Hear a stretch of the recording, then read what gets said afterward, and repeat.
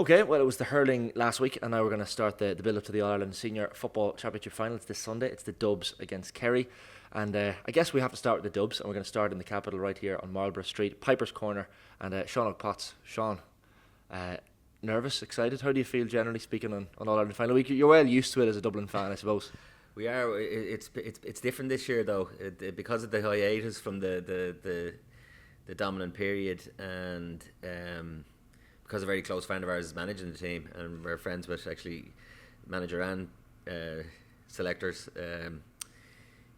It's particularly personal, and when you understand a close hand what goes into the preparation, it goes beyond even the county loyalty. Your willingness to see them succeed, it's monumental, the effort, So I'm hoping for Desi's sake that he does get over the line. The week before an All-Ireland is a circular conversation. You just talk around from every hour there's a call from somebody else, and you're having the exact same conversation, and if people saying if you take David Clifford out of the equation, then somebody else says you can't take him out of the equation. He is the equation, So everybody's going around the houses, but it's brilliant to be back in it, and I'm sure people from all the other counties are absolutely sick of listening to Dublin-Kerry people talking about great rivalry and being back in it. But if you strip all that away, this one is personal for a lot of us. So we, I think we owe them one after last year, and let's see with Dublin back to close to full strength, how we get on against them. And Desi, he's that type of character, isn't he? Similar to Jim Gavin in some ways, in demeanour maybe, and calmness. I don't know about behind the scenes, but certainly from the outside looking in, he takes everything in his stride, and nothing ever really seems to faze him, I guess. He's a fantastic individual and incredibly smart man, but always willing to learn. Like I worked with Desi. I've a long and sort of tortuous life. One step removed, but close enough to sport. I worked as a sports journalist for a period, but then I worked with the Gaelic Players Association for 10 years with Desi. I wrote Páidí Ó'Sé's biography, and I wrote Desi Farrell's biography. I spent a lot of time when I was younger down in Kerry learning Irish, and I lived with the late Seamus Begley, wonderful years, and I befriended Páidí Ó'Sé through Seamus. I was actually playing music in the pub one Sunday night in 1988, I think it was, and Páidí asked me to go out and kick a few balls on the beach from the next morning, and so I was running around like a dog, collecting balls out of the sea on Ventry Strand, and so I befriended him and I got to know him, and then a couple of years later I was working as a journalist, and I ended up ghostwriting his piece. I rang him and asked would he do articles for the Irish Independent, and then he got back involved, and it was a fallow period for Kerry at the time, so we soldiered together as I was his ghostwriter, and it was an incredible experience going around the country to different matches.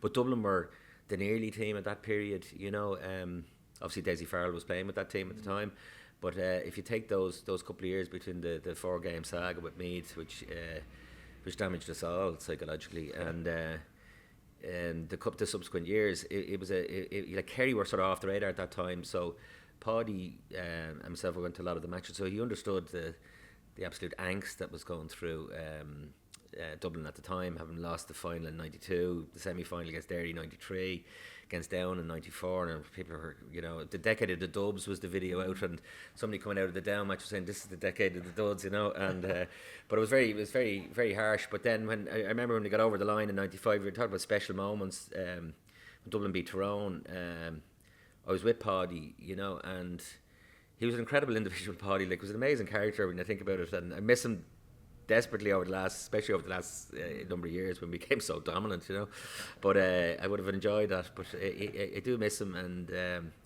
especially around these kind of occasions. But he put me up on his shoulders to watch the presentation. It was a huge outpouring of relief that Dublin finally got over the line, and just about having been dominant for a large part of the game. We were clawed back and just about to get over the line, but the relief was absolutely palpable. He knew that, and he was a great individual. So actually that night I'd said in jest to my sort of half in earnest, but to my partner at the time that I would get engaged if Dublin never got over the line, thinking it's probably never going to happen.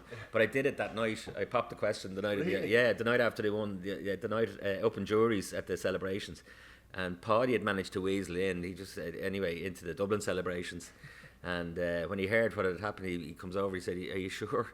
Are you sure?" He said. Before getting into a little bit of a spat with Pat O'Neill the same night, and eventually being told no uncertain terms, "Get out, Páidí, will you please?"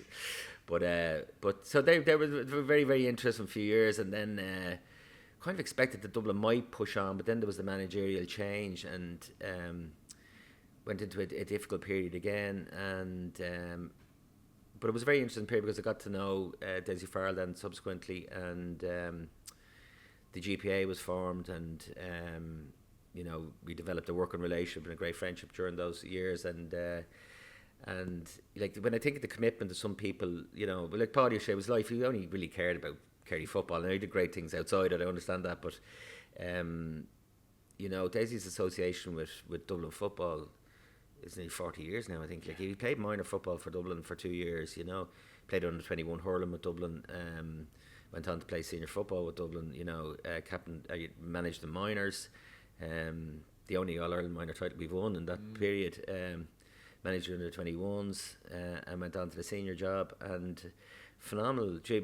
Somewhat skewed, absolutely unfairly because of the Jim Gavin era, and Jim Gavin was an astonishing manager, but it was a difficult period. The whole COVID disruption didn't help. It was a very unusual for all our lives, and Dublin football included. But I think it's great that we're back at. We have another chance to try and. It is. I mean, it's even for neutrals. This is an incredible contest when you think about it. It could be a sliding doors moment to Kerry finally move on and go into a period of dominance.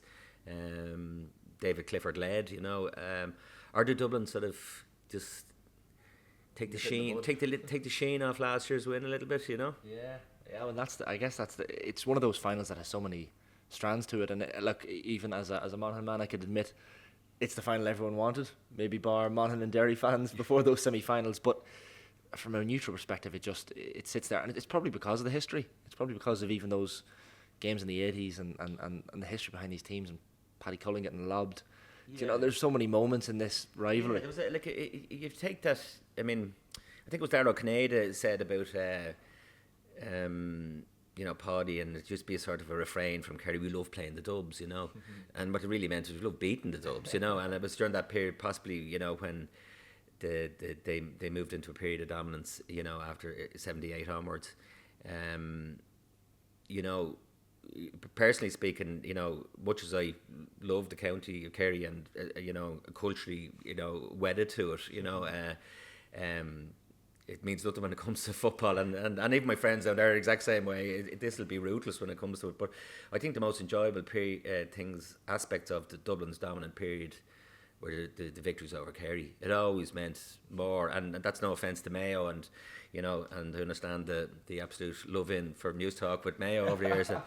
Mayo FM, it's been accused of the People's Champion. Anyway, that aside, I think they were always the sweetest because historically, I think anyone who's connected with Dublin football or loves Dublin football knows what beating Kerry means, and we've beaten them, I think it was 4 times during that period in the championship, and the last time Kerry beat Dublin in All-Ireland final, Páidí was captain.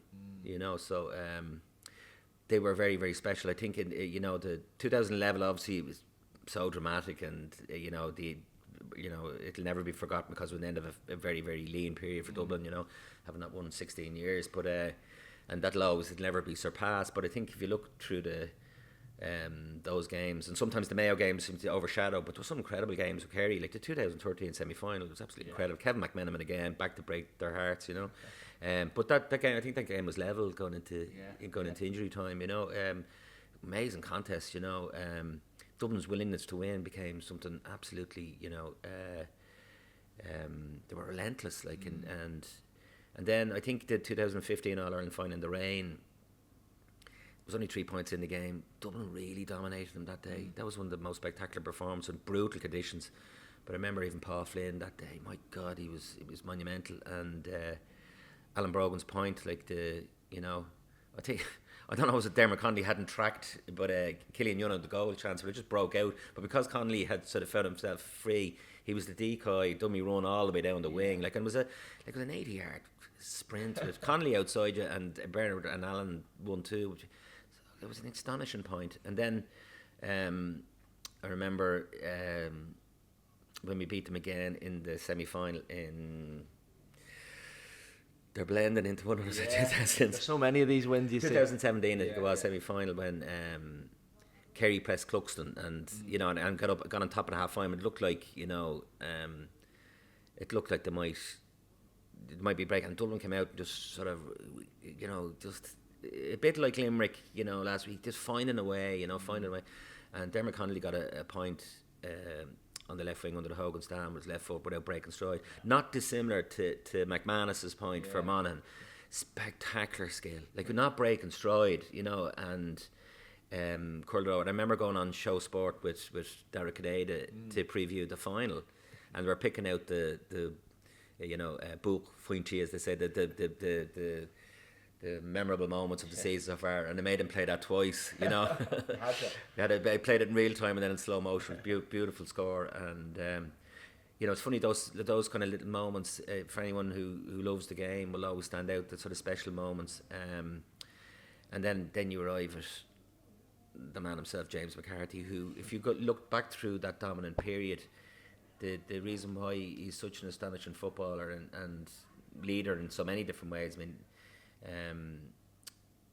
he always did it when it mattered. He always turned up when it mattered. He always injected that and kind of like Ian Lynch in the hurling for Limerick at the weekend. When it mattered most. When it mattered most, he injects this. He's an astonishing athlete for starters, but he injects that willingness to win. The various moments over the years where you see him show up, and particularly I remember like in the Mayo getting on top of Dublin on so many occasions, but particularly in the semi-final replay in the other year. I think it could have been 2015 actually, before the Kerry match, because Keane O'Sullivan got injured at the last minute. But I think Mayo were 4 points up. Lee Keegan a chance to go 5 up. Balls turned over. McCarthy goes down and gets a score, and even the nature of the score, all of a sudden, there was a 3-point game, and then Dublin just went on to blitz them again, McManaman, and. So they're very special moments. They're very special bunch of players. So and come up May, and so that doesn't change, but for the week prior to it, that circular conversation, I think anyone who's involved on both ends has had the same conversation go down in Kerry. Clifford is an enormous factor here, and you can see the influence he had in the Derry game. I think a lot of people in Kerry felt they were going or they were gone. Yeah. There was that period where Derry missed 3-4 good chances, maybe just to keep the scoreboard moving, maybe lack of experience at that level, and you realise actually you're blinking here, because you can win, trying to get goals from angles, or a few delayed shots, just fist the ball over the bar. Something Dublin are very good at when they do get the chance, get momentum, and then possibly Kerry might have found a way. And you see the energy they brought to the end of the game, they might still have that, and I think the top teams have it. But it's very interesting that the bookies have Kerry as slight favourites, which is very interesting, and possibly the Clifford factor. I mean, or maybe it's an age profile thing, maybe they feel, but Dublin have a lot of options, and building that bench and getting all those players back this year, big brave move to even bring back Pat Gilroy back into it shows the sort of the maturity in the thought process of the management team, and it looks like sort of leaving no stone unturned, or kind of that's what we're hoping anyway. The 95 was it 95 was the engagement in Páidí on the shoulders. So 95 was engagement in Páidí on the shoulder. 2011. I mean, I think was it John Duggan maybe was on with us before, and he spoke about being in Croker that day, and he said it was the only time he ever felt Croke Park shake.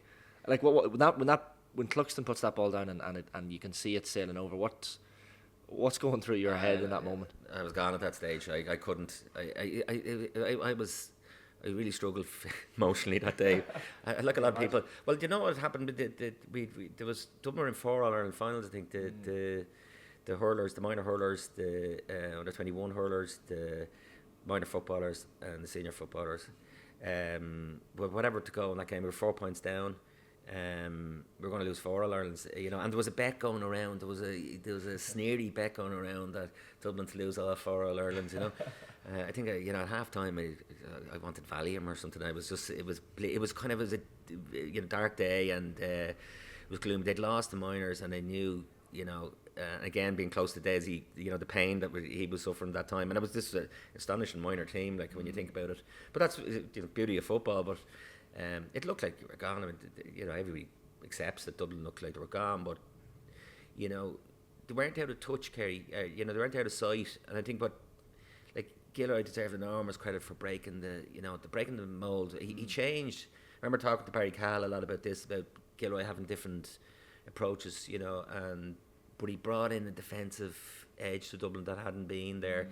You know, they'd gone through that period of where, you know, it was like they seemed, maybe it's unfair that hubris always seemed to dent their, you know, and they'd be very, very impressive in phases, but they were always open or vulnerable, or you know, and you know, even though some of those games actually, even the battles with Kerry when they lost the All-Ireland semi-final prior to that, were good games, but they always looked they were lacking something, you know. But Kerry weren't out of sight, and then, you know, they had a couple of rubs in the green, you know. Was Gooch fouled or not? I don't know. Yeah. But anyway, it happens in football, and the end of it was just. I mean, when McManaman got the goal, I mean, the place did, like, it did erupt, and then when they got Kevin Nolan got the equaliser, it was astonishing. The atmosphere was ridiculous. Like, it was ridiculous, you know. And to be fair to Donny, like Donny getting that other, when they went to, I think they went a point ahead, and Donny equalised again, astonishing score. Like, he, you know, when Cluxton, I couldn't, you know. From where I was sitting, I think it was at the Hill 16 end of the Hogan, and, you know, I wasn't sure, you know. Who was cheering, maybe? No, I wasn't sure where the ball was. I was trying to follow the flight of the ball. I thought maybe it was. I didn't realise he'd actually nailed it just as beautifully, because it was on the far side. I couldn't appreciate, but yeah, incredible moment, absolutely incredible moment. Captured on the wall here, I think, just after when Thomas O'Shea actually handed the ball to Cluxton. Right. Brilliant gesture, like, you know, and it's funny, and those privileged enough to have won, are from counties that have won All-Irelands or win All-Irelands. It's an amazing feeling when it happens for everybody who's involved, but obviously for those involved, players and management teams, it's an extraordinary thing. But even for supporters, you know, that day you sort of pinching yourself, you know. I remember meeting Colin Burchell, who he works with the Dublin-Kerry board, a hurling man from Nafina afterwards, and he was in tears, like, you know. And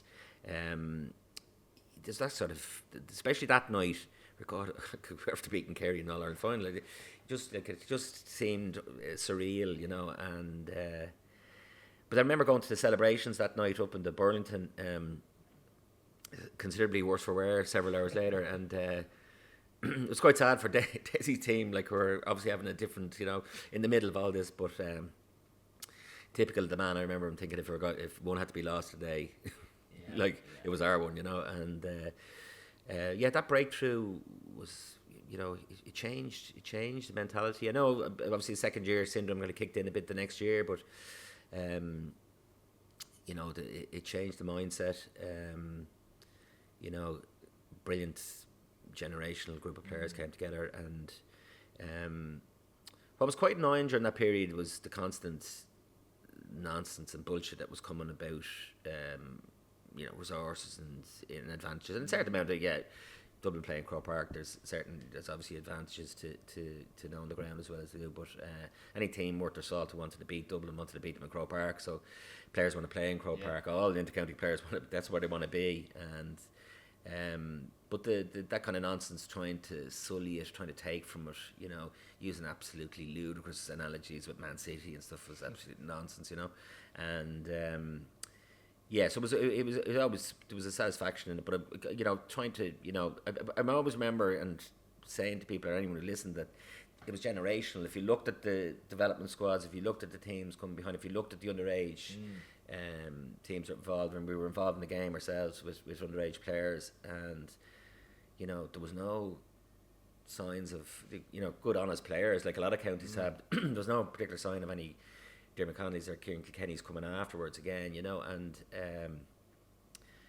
and it's been proven thus, Dublin have to, you have to get on with it now and try and build, and hopefully what happens is that some of these great people like James McCarthy and Kieran Kilkenny and all get back involved. I know they were involved with it, one of the development squads.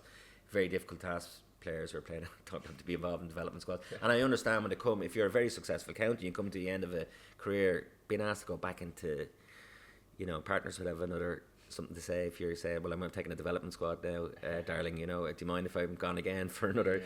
So it's very difficult to ask, but I think when it settles down, the draw of football for a lot of players does bring them back in. And I think that's what's important. If you look, I always believed during that dominant period, during this period, that we were blessed to have three exceptional managers, all operating at a certain level. When Pat Gilroy was managing the senior team, Jim Gavin had been involved with the under-21s, and Desi was involved in the minors, and like the overlap between those three people is phenomenal. Three very, very, all in it for the right reasons, which is why that shit that gets thrown at Dublin at times, they're all in it for the right reasons, and drawn back into it for the right reason. They have lives to live, but they're drawn back into it, and some, as if somehow it's supposed to be glamorous.